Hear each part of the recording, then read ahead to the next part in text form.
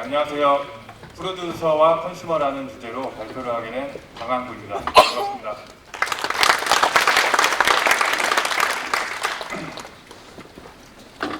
네.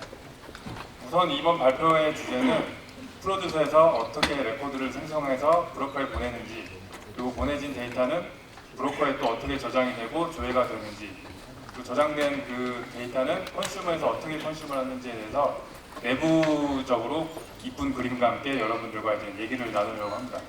그리고 브록 시간에는 컨슈머 오프셋과 컨슈머 리발란스, 그리고 이번에 추가된 로그 매니저에 대해서 이것도 또 이쁜 그림하고 함께 얘기를 나눠볼까 합니다. 다들 이제 아시는 것처럼 오른쪽에 있는 게 메시지를 생성하는 프로듀서, 그걸 받아주는 브로커, 그리고 그 받은 레코드를 컨슈머하는 컨슈머가 있습니다. 이 단계를 이제 하나하나씩 알아볼 텐데요. 먼저 레코드를 생성하는 프로듀서입니다. 이제 프로듀서를 이제 코드를 짜게 되면 가장 기본적으로 알 수 있는 샘플 코드인데요. 해당 코드는 카프카 프로듀서를 생성하고 그 인스턴스 가지고 0번부터 99번까지 포르프를 돌면서 샌드를 합니다. 그래서 샌드할 때 키는 데이터, 밸류도 데이터, 이게 샌드를 하게 되죠.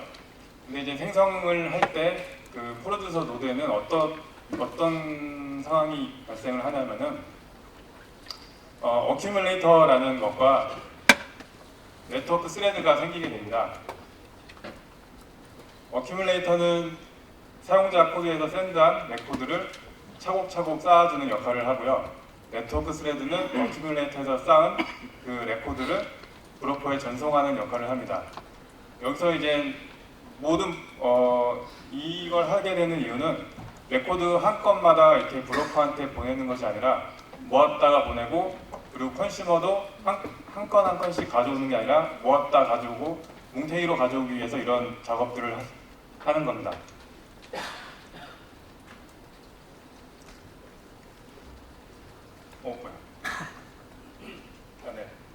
그래서 이제 사용자 코드에서 포르프를 돌면서 샌드를 시작을 합니다. 그럼 내부적으로는 어떤 일이 발생을 하냐면요. 야광색 한 줄을 레코드 하나라고 보게 되면은 토픽 A의 파티션별로 쌓이게 됩니다. 이 파티션을 정하는 기준은 아까 키의 값을 넣어줬잖아요. 그 키의 모듈라 연산을 통해서 파티션을 정해줍니다. 그래서 그 레코드 하나하나를 감싸고 있는 네모 하나를 레코드 배치라고 부르고요. 그래서 샌드 동그라미 왼쪽에 있는 거는 사용자 코드, 샌드 안쪽 이 오른쪽에 있는 거는 이제 카프카 클라이언트 내부 구조라고 보시면 될 것 같습니다. 이거를 이제 카프카 컨피그 값을 알아볼 텐데요. 레코드 배치의 크기를 결정하는 배치점 사이즈라는 게 있고, 그리고 이 어큐뮬레이트에서 레코드를 쌓는데 사용 가능한 메모리 크기를 지정하는 버퍼점 메모리가 있습니다. 여기서 주의할 부분은 아까 네트워크 스레드가 그 어큐뮬레이터에서 쌓은 레코드를 브로커에 전송한다고 했는데 이 전송하는 속도보다 어큐뮬레이터에 쌓이는 속도가 더 빠르다면은 어큐뮬레이터에서는 이제 블락이 되고 x.블락.ms라는 시간만큼 그 이상 지나게 되면은 프로듀서는 이제 익셉션을 던지게 됩니다. 그래서 그 서비스 트래픽에 맞게 적절하게 수정을 하셔서 진행을 하면 좋을 것 같습니다. 그 이제 네트워크 스레드 알아보겠습니다. 이제 어큐뮬레이터에서는 레코드를 잘 쌓았으니까 브로커에 보내야지 되겠죠. 그래서 총 3가지 단계가 있는데 첫 번째는 어큐뮬레이터에서 쌓은 레코드 배치를 가져옵니다. 가져오면서 이 레코드 배치가 어느 브로커로 전송되는지 파악을 하고 그 브로커의 상태까지 확인을 합니다. 여기서 이제 알면 좋을 부분은 카프카 브로커의 리드랑 라이트는 리더 파티션이 일어나기 때문에 방금 말한 어느 브로커를 보낼지에 대해서 정한다라는 것은 리더 파티션이 어느 브로커에 있는지 알아낸다라는 걸로 아시면 좋을 것 같습니다. 그래서 이제 갖고 온 레코드 배치를 이번 과정에서는 브로커별 이제 레코드 배치를 정렬을 해놓습니다. 예를 들어서 브로커 1번에 토픽 A의 1번 파티션과 토픽 B의 3번 파티션이 리더 파티션이라고 하면은 2번 과정에서 브로커 1에는 토픽 A의 1번 파티션 레코드 매치와 토픽 B의 제가 방금 뭐라고 했죠? 예, 그게 이제 쌓이게 됩니다. 그리고 이제 3번째는 쌓여진 그 데이터를 브로커에 이제 보내게 되죠. 이제 여기서도 이제 카프카 설정 값이 들어가는데요. 먼저 볼 거는 max.request.size입니다. 이거는 네트워크 스레드에서 한 번 보낼 때 보낼 수 있는 최대 그 리퀘스트 크기라고 할 수 있고요. 링거.ms는 네트워크 스레드가 아까 1번, 2번, 3번 과정을 쉴 틈 없이 진행을 하는데 만약에 쉴 틈 없이 진행을 하는데 유입되는 속도가 너무 늦어가지고 뭐 한 건밖에 보낼 수 없다면 너무 아깝잖아요. 그래서 그걸 기다리는 시간입니다. 그래서 각자 서비스에 맞게 링거.ms를 조정을 하셔야지 너무 메모리 아깝다고 길게 해주시면은 샌드를 했는데 막 링거.ms 뒤에 막 메시지가 브로커에 도착하고 하기 때문에 적절한 값을 처리를 해주시면 좋을 것 같습니다.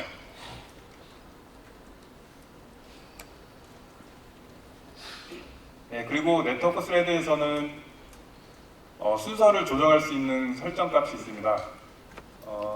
이 막대기 기준 두 개의 막대기 왼쪽 막대기에서 네트워크 스레드 부분이 있고 토픽 A의 1번 파티션을 이제 브로커라고 봤을 때 네트워크 스레드에서 맥스 인 플라이트 리퀘스트 퍼 커넥션을 3으로 줬으면은 이 얘기는 뭐냐면은 브로커의 에크를 받지 않고 동시에 보낼 수 있는 리퀘스트 개수입니다.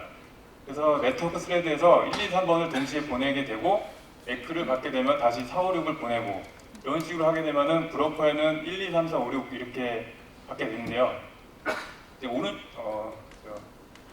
보시는 입장에서 오른쪽을 보시면은 1번을 보냈는데 페일이 났습니다. 그러면은 request.timeout.ms라는 시간만큼 대기하고 있다가 X가 안 오는구나 해서 1번을 다시 보내게 되는데 그렇게 되면은 브로커 입장에서는 2번, 3번, 1번, 4번 이렇게 순서가 순서가 이제 바뀌어서 브로커에 저장이 됩니다. 그럴 때 쓰는 옵션이 이제 max.impolite.request per connection인데요. 이걸 1로 주게 되면은 페일이 나더라도 순서를 보장을 합니다. 하지만 당연히 레이턴시는 떨어질 테니 이제 각자 서비스에 맞게 잘 진행하면 되고요. 또 여기서 이제 고려할 점은 제가 말씀드린 순서를 보장한다는 것은 토픽의 파티션별로 순서가 보장된다는 거지 토픽 전체의 순서는 보장되는 것이 아니기 때문에 만약에 토픽의 순서를 보장하고 싶다고 하면은 파티션을 한 개로 이제 주시면 됩니다. 근데 제 개인적으로는 그렇게 쓸 거면 큐를 쓰는 게 좋지 않을까, 레비넨 큐 같은 걸 쓰면 좋지 않을까라는 생각이 있고요. 이제 레코드 배치를 브로커로 어떻게 보내지는지를 이제 알아봤습니다. 이제는 브로커가 그 받은 레코드 배치를 어떻게 저장하는지 알 차례인데요. 이거는 이제 카프카 공식 홈페이지 가면 나오는 그림입니다. 토픽이랑 파티션은 여러분들이 이제 많이 들어봐서 알 텐데요. 세그먼트랑 오프셋에 대해서 이제 설명을 드리겠습니다.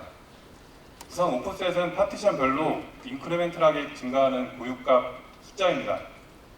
그래서 예를 들어서 그림에서는 3개의 파티션이 있는데 거기에서 라이트를 할 때마다 계속 오프셋이 증가하는 걸 볼 수 있고요. 하지만 파티션 0번의 0번 오프셋과 파티션 1번의 0번 오프셋은 전혀 다른 메시지입니다.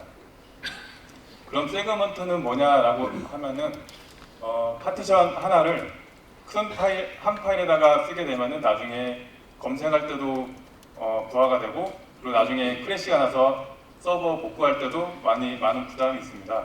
그래서 일정 크기로 이게 나눠서 하는 걸 이제 세그먼트라고 하는데요. 그걸 이제 다시 한번 풀었으면은 카프카는 토픽이 하나 있고 그 토픽은 파티션 1개 이상으로 이루어져 있고 파티션은 1개 이상의 세그먼트로 이루어져 있다.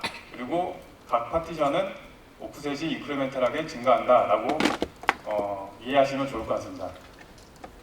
그럼 그 데이터 실제 그래픽 구조인데요. 토픽명 대시 파티션으로 이렇게 저장이 되어 있습니다. 여기서 이제 알아볼 거는 여기 구조 본 것처럼 4TB 하드디스크 1개를 꼽는 것보다 1TB 디스크 4개를 꼽는 게 이제 하드디스크 헤드 면에서도 좋기 때문에 그걸 추천하는 바이고요.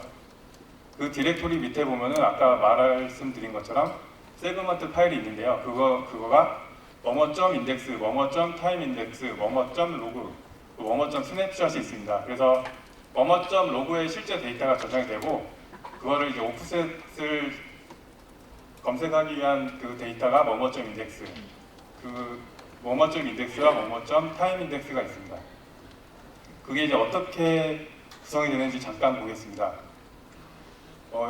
뭐뭐.인덱스인 경우는 앞에 키에는 오프셋이 있고 뒤에는 그 뭐뭐.로그에 실제 파일 포지션이 있습니다. 그래서 예를 들어서 3번 오프셋의 레코드부터 5개를 줘라 하면은 뭐뭐.인덱스에서 3번 오프셋이 어디쯤 있나 하면은 0번에 있겠죠. 4번 이후에는 없겠죠.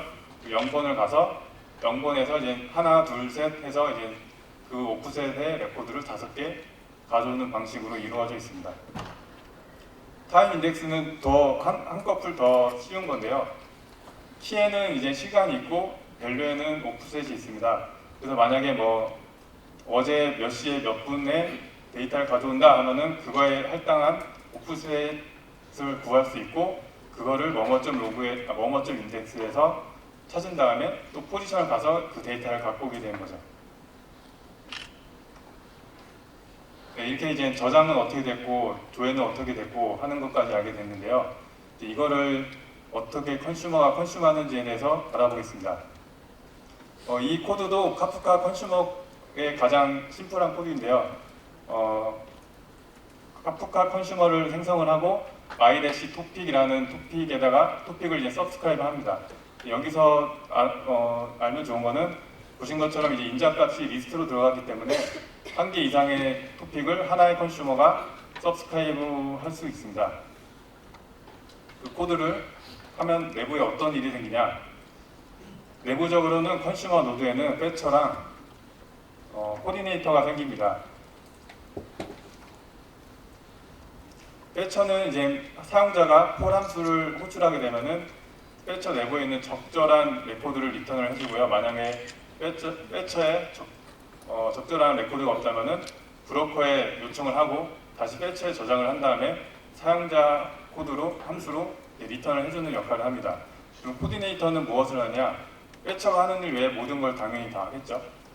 이 컨슈머가 어떤 토픽에 어떤 파티션을 컨슈머할지를 브로커의 그룹 코디네이터가 이제 통신하는 역할을 하고요. 그 외에도 이제 하트비트나 컨슈머 오프셋 커밋 그리고 뭐 컨슈머 리발란스 같은 작업도 이 코디네이터에서 진행을 합니다. 실제 무한 루프를 돌면서 폴 함수를 실행해서 데이터를 가져오는 코드인데요. 이럴 때는 이제 어떻게 하는지 2가지 경우로 이제 알아보겠습니다. 우선 보기 전에 폴 함수를 사용자 코드가 실행을 하면은 이게 좀 글씨가 안 보여서 제가 구두로 말씀드리겠습니다. 폴 함수가 실행되면은 내부 카프카 코드는 코드인데요. 맨 위에서 코디네이터가 뭐 어디 파티션을 컨슈머할지 정보를 알고 뭐 조인을 할지 리발란스를 할지 맨 위에서 이제 실행을 하고요. 그 밑에 코드는 패처가 레코드를 갖고 옵니다. 만약에 그 갖고 왔을 때 레코드가 있다고 하면은 바로 리턴을 해주고요. 그 밑에 이제 그 레코드가 없다고 하면은 브로커한테 이제 통신을 해서 요청을 해가지고 그 리턴을 해주는 거죠. 코디네이터, 패처, 레코드 없으면 브로커 요청, 다시 패처 이렇게 순서로 가게 됩니다. 네, 이제 패처에 레코드가 있는 경우입니다. 패처에 가득 이제 레코드가 적합한 레코드가 있죠. 그러면은 이 폴 함수 기준으로 오른쪽이 사용자 코드, 왼쪽이 이제 카프카 컨슈머 코드라고 보시면 되는데 패처에 이제 적합한 레코드가 있다고 하면은 그냥 뭐 아무런 통신 없이 바로 레코드를 리턴을 해줍니다. 이때 사용되는 죄송합니다. 이때 사용되는 옵션이 총 두 가지가 있는데요. max.홀 레코드랑 레코드입니다. 그거 뭐냐면은 홀함수를 실행했을 때 가져올 수 있는 최대 레코드 개수이고요. 두 번째로는 max.홀.인터벌.ms라는 건데 이거는 무슨 의미냐면은 사용자 코드에서 홀함수를 실행할 수 있는 최대 시간입니다. 예를 들어서 이 max.홀.인터벌.ms를 10분을 실행했는데 만약에 사용자 코드에서 홀을 한번 한 다음에 20분 동안 처리를 하고 있으면은 브로커의 그룹 코디네이터는 이 컨슈머 지금 죽었다 판단을 해서 나중에 볼 이제 컨슈머 리밸런스가 일어나게 됩니다. 두 번째는 패처에 이제 레코드가 없는 경우입니다. 없을 때는 아까 말씀드린 것처럼 브로커한테 레코드를 요청을 하죠. 이때 사용되는 카프카 옵션이 여러 개가 있는데요. 첫 번째가 max.partition. 굉장히 길죠? fetch.byte입니다. 이거는 뭐냐면은 하나의 토픽 파티션에서 가져올 수 있는 레코드의 최대 크기입니다. 그리고 두 번째는 브로커의 화살표로 되어 있는 옵션 값이 있는데요. 저거는 하나의 브로커에서 가져올 수 있는 최대의 크기입니다. 그게 이제 fetch.min.byte, fetch.x.byte이고요. fetch.weight.ms는 뭐냐 하면은 fetch.min.byte를 가져올 때 만약에 데이터가 없을 때는 또 바로 가져오면 아깝잖아요. 그래서 잠깐 기다릴 수 있는 아까 프로듀서에서 링거.ms랑 비슷한 역할을 하는 그런 옵션입니다. 그래서 이것도 당연히 서비스에 맞게 잘 조절을 해주셔야 합니다. 그리고 이 패처에서는 레코드가 적합한 게 저장이 되어 있고 그거를 아까 본 것처럼 또 리턴을 해줍니다. 이제 어떻게 레코드가 전송이 되고 브로커에 어떻게 저장이 되고 컨슈머에서는 어떻게 컨슈머하는지 알아봤습니다. 그럼 이거에 대해서 말 못할 얘기 세 가지에 대해서 얘기를 하겠습니다. 말 못할 게 아니라 공유하고 싶은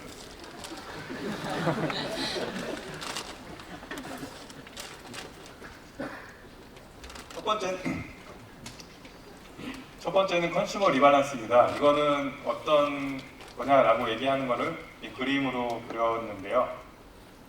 이제 왼쪽이 토픽 A가 브로커 부분, 오른쪽이 이제 컨슈머 부분이라고 했을 때 토픽 A에는 파티션이 3개 있고 컨슈머 쪽에는 그룹 A라는 컨슈머 그룹명으로 컨슈머 노드가 한 대 띄어 있다고 가정을 하겠습니다.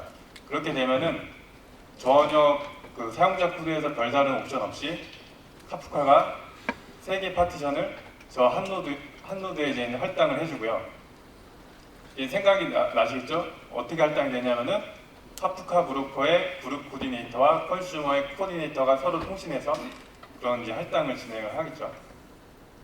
지금 컨슈머 2 개가 컨슈머 2가 한 번 더 떴습니다. 그렇게 되면은 파티션 0, 1은 컨슈머 1로, 파티션 3은 컨슈머 2로 이렇게 할당이 되고 똑같이 이제 1대1로 이렇게 합니다. 이 모든 과정이 아까 제목에 나온 컨슈머 리밸런스라는 과정입니다. 이 과정은 사용자가 전혀 관여하지 않고 내부적으로 알아서 해주기 때문에 카프카의 가장 큰 장점 중에 하나라고 생각이 듭니다.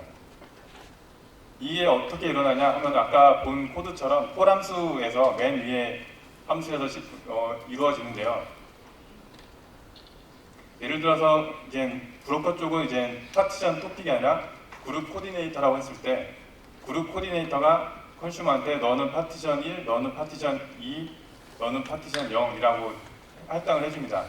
이럴 때 컨슈머가 한 대가 추가가 되면은 모든 컨슈머는 일을 멈추고 그룹 코디네이터한테 조인 요청을 해야 됩니다. 근데 이때 컨슈머 2에서 뭔가 네트워크 문제가 있다든지 아니면 레코드를 갖고 온 다음에 DB를 넣는 어플리케이션인데 시간이 오래 걸려서 조인 요청을 못했다. 그러면은 그룹 코디네이터는 이 컨슈머 2가 지금 조인 요청도 안 보내고 삐진 거죠. 이제 죽입니다. 얘는 리밸런스에 포함시키지 않을 거야. 그래서 이렇게 할당을 하는데 이거 제가 어제 발견한 건데 저 컨슈머 2가 빠져야 되는데 빠지고 3이 빠져야 되는데 그건 저의 실수지 카프카는 이렇지 않습니다. 전 가운데 건 컨슈머 3이고요. 발표자를 올릴 때는 이제 제가 수정해서 고승범님한테 드리겠습니다. 두 번째는 이제 컨슈머 그룹 오프셋입니다. 아까 그림도 나왔지만 한 이제 카프카 장점 중에 하나가 동일한 데이터를 여러 컨슈머가 컨슈머할 수 있다는 건데요. 예를 들어서 그룹 A는 컨슈머를 한 다음에 엘라스틱 서치에 넣고, 그룹 B는 컨슈머한 다음에 어플리케이션을 돌리고, 그룹 C는 컨슈머한 다음에 MySQL 업데이트를 한다, 이렇게 하는 게 카프카에서는 가능합니다. 근데 이렇게 하려면은 각 컨슈머 그룹별 어디까지 오프셋 했는지에 대한 관리를 해야 되는데요. 그거를 이제 컨슈머 그룹 오프셋이라고 합니다. 버전 0.9 미만에서는 주키퍼에서 이제 컨슈머 오프셋을 Z노드로 이제 관리를 해서 지정을 했습니다. 그래서 옛날에는 진짜 해당 컨슈머 그룹 다 내린 다음에 주키퍼를 접속해서 그 값을 바꿔서 실제 오프셋을 이제 조정하는 경우도 있었는데요. 이런 거는 뭐 잘 돌긴 하지만 나중에 컨슈머가 많아지면은 Z노드의 업데이트가 부하가 되기 때문에 문제가 돼서 개선을 한 점이 이겁니다. 더블 언더스코어 컨슈머 언더스코어 오프셋이라는 토픽에 컨슈머의 오프셋 정보를 프로듀스를 합니다. 보시는 것처럼 그룹명과 토픽명, 파티션명, 그리고 오프셋 정보, 그리고 시간 순위 있는데요. 그러면은 나중에 컨슈머 리밸런스가 일어났을 때 이 토픽을 가지고 가장 최근 데이터를 알게 되면은 이 컨슈머 그룹이 어디까지 오프셋을 했는지 알 수 있습니다. 그러면은 이제 이거는 그건데요. 그 해당 토픽을 가지고 서브스크라이브 해가지고 컨슈머 렉을 알 수 있는 이제 버로우라는 겁니다. 그것도 제가 그린 거고요. 저작권 없으니까 마음껏 쓰세요. 그리고 이거를 이제 계속 프로듀스하면은 동일한 값을 계속 쓰니까 처음부터 다 읽어야 되냐? 라는 이제 불편함이 좀 있을 수 있는데요. 그렇지 않고 클리닝 작업이 있습니다. 그래서 동일한 키에 대해서는 가장 최근 것만 남겨두는 그런 작업이 있는데 그거를 이제 클리닝이라고 하고 컴팩션이라고도 합니다. 마지막으로는 로그 매니저라는 겁니다. 로그 매니저는 무엇이냐면은 우리의 인생이 유한하듯이 컴퓨터 리소스도 유한하죠.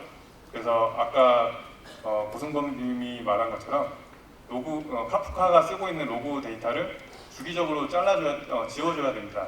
그렇지 않으면은 물론 회사에 돈이 많아가지고 하드디스크가 너무 널널하다, 아니면은 서비스가 그렇게 좋지 않아서 괜찮다 하면 상관없지만 주기적으로 로그를 지워주는 역할을 해야 그런 게 있어야 됩니다.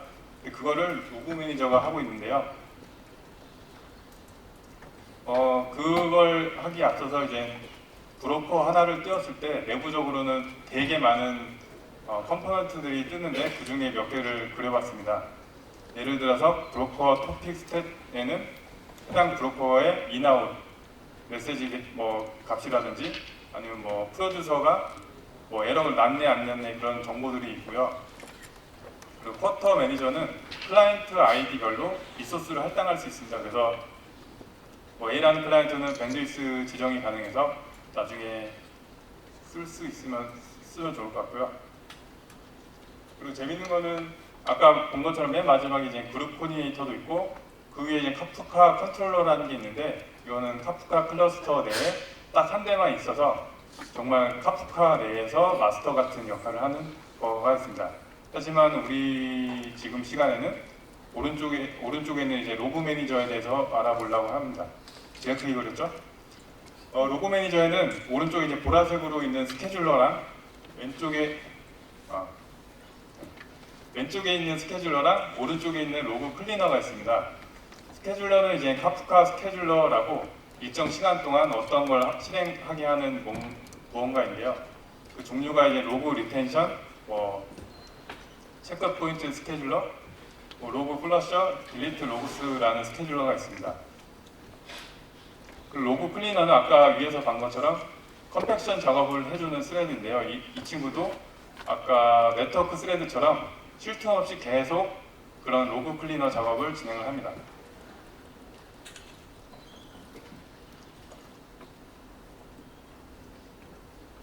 그래서 이 로고를 관리하기 위해서는 뭔가 지워준다고 했는데 그거를 지워주는 로고.클린업.폴리시에 딜리트가 있고 지우는 게 아니라 아까 컨슈머 오프셋에 본 것처럼 컴팩션하는 컴팩트가 있습니다. 먼저 딜리트 먼저 보면은 카프카 스케줄러 내에서 로그.리텐션.체크.인터벌.ms라는 그 주기만큼 클린업 로그스를 실행을 합니다. 클린업 로그스는 무엇이냐면은 해당 브로커에서 가지고 있는 모든 토픽 파티션에 대해서 이 토픽의 파티션이 적절한 지금 크기를 유지하고 있는지 계속 체크를 해서 그걸 넘으면 이제 지우는 역할을 하는데요. 뭘 기준으로 하는지 말씀을 드리면은 retention.ms라는 기준으로 아까 뭐 아워도 있지만 미니트 있고 MS도 있고 데이도 있습니다. 그 시간 동안 로그만 유지하도록 할 수 있는 옵션이 있고요. 그 리텐션 바이츠는 크기입니다. 근데 여기서 이제 재밌는 부분은 retention.bytes는 토픽 단위가 아니라 파티션 단위입니다. 그래서 만약에 토픽 A의 크기를 3개의 파티션을 가진 토픽 A를 3기가로 유지하고 싶다 하면은 그 데이터가 골고루 분산됐다는 가정하에 retention.bytes를 1기가로 주어야 원하는 그 동작을 할 거고요. 근데 대부분은 retention bytes를 그렇게 쓰지 않고 우선은 retention.ms 같은 시간 단위로 조정을 하고 혹시 모를 이제 디도스 같은 공격 때문에 하드디스크 풀나는 걸 방지하기 위해서 retention bytes는 좀 기존 거의 3, 4배 정도 크게 그냥 이렇게 바운더리 정도 잡는 식으로 사용을 합니다. 이거 제가 말을 실수했는데 범용적이 아니라 제 경우에 그렇게 쓰고 있습니다. 이제 딜리트는 어떻게 하는지 알아봤으니까요. 이제 컴팩트에 대해서 알아보겠습니다. 컴팩트는 로고 클리너에서 그런 동작을 하는데요. 이 그림은 아까 많이 보신 것처럼 특정 토픽의 특정 파티션에 대한 정보입니다. 조금 할 내용이 많으니 잘 따라와 주시면 좋을 것 같아요. 013이라는 오프셋은 013이 있고 4567이 있고 8, 9, 10, 11이 있습니다. 그러면은 0번 세그먼트, 4번 세그먼트, 8번 세그먼트라고 할 수 있는데요. 우선은 마지막 세그먼트, 8번 세그먼트는 이 컴팩션에서 제외가 됩니다. 액티브라고 해서. 그러면은 그리고 0번 세그먼트는 이미 컴팩트가 됐다고 해서 테일, 클린이라고 이제 할당을 해주고요. 컴팩션이 안 된 4번 세그먼트, 8번 세그먼트는 헤드, 덜티라고 이제 지정을 합니다. 근데 이제 헤드에서도 두 가지로 나눠지는데 클린을 할 수 있는 클린어블 상태랑 액티브 세그먼트처럼 클린을 할 수 없는 언클린어블 상태가 있습니다. 그래서 이 로고 클리너가 그 우측 하단에 보실 것처럼 in.cleanable.delete.reti 레시오 그 값보다 커진 경우 이 파티션을 클린해야겠다 라고 알아차리고 동작을 하게 됩니다. 그 동작에 대해서 잠깐 말씀을 드리면은 아까 말씀드린 것처럼 언클리너블의 경우는 컴팩트가 일어나지 않습니다. 그래서 클리너블인 4번 세그먼트 4567에 대해서 가장 마지막 키값을 맵을 만들게 되죠. 저 키 오프셋이라는 게 이제 맵이라고 하는데 키 오프셋이라고 생각하지 마시고 키랑 밸류라고 생각을 하시면은 B는 7번 오프셋, F는 6번 오프셋, C는 5번 오프셋입니다. 여기서 이제 보시면 알겠지만 여기에 이제 4번 오프셋은 지워졌죠. 이게 이제 한번 이렇게 돌아서 맵이 하나 만들어지고요. 이 맵을 가지고 컴팩트된 0번 세그먼트랑 4번 세그먼트를 다시 한번 걸릅니다. 그게 이제 맨 밑에 보이는 0567이라는 세그먼트 하나 만들어졌는데 이때는 마지막에 포스트픽스로 점 클린드가 생성이 됩니다. 개발자는 2명이 자리를 바꾸기 위해서는 의자가 3개 필요하죠. 이것도 동일합니다. 시간이 오버되네요. 바꾸기 위해서는 그 클린한 그 파일을 뭐뭐.swap이라고 이제 바꾸고요. 기존 거는 뭐뭐.deleted라는 파일로 바꾸게 됩니다. 그런 다음에 이게 모두 정상적으로 됐다 생각이 들면은 그 swap이라는 파일을 지우고 실제 이제 세그먼트로 이름 바꾸고요. 기존 거는 logo.segment.delete.ms 시간만큼 두고 있다가 이제 나중에 이제 로고 클리너, 딜리트 카프카 스케줄러가 지우게 됩니다. 그래서 결국은 0번 세그먼트, 아까 액티브 세그먼트 두 개가 이제 남게 되죠. 이거를 너무 클린하는 것도 카프카 브로커에는 부담이 크기 때문에 logo.cleaner.min.convection.ms rec.ms라는 그 값으로 그 시간을 조정할 수 있습니다. 네, 제가 준비한 발표는 끝났고요. 이 발표가 도움이 됐으면 좋겠습니다. 감사합니다.